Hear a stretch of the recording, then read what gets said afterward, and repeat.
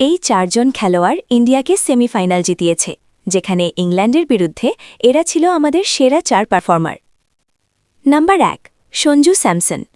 সঞ্জু এই ম্যাচে 211 স্ট্রাইক রেটে খেলে 7টি ছক্কা এবং 8টি 4 মেরে 89 রান করেছেন এবং প্লেয়ার অব দ্য ম্যাচ জিতেছেন, আর ইন্ডিয়া 253 রান পর্যন্ত পৌঁছেছে। Number 2, Jasprit Bumrah. Jacob Bethell এবং উইল জ্যাক্স মিলে এই ম্যাচটিকে বেশ কাছাকাছি নিয়ে এসেছিলেন, কিন্তু তখনই এন্ট্রি হয় জাসপ্রীত বুমরার, যিনি 16তম ওভারে 8 রান এবং 18তম ওভারে মাত্র 6 রান দিয়েছিলেন, যার ফলে ইংল্যান্ড এই রান তাড়া করতে পারেনি। নাম্বার 3, হার্দিক পান্ডিয়া। হার্দিক এই ম্যাচে 27 রান করেছেন এবং বোলিং করে ফিল সল্ট ও স্যাম কারেনকে আউট করেছেন, আর এত বড় রান তাড়া করার সময় 9.5 ইকোনমি রেটে বোলিং করেছেন। নাম্বার 4, অক্ষর প্যাটেল।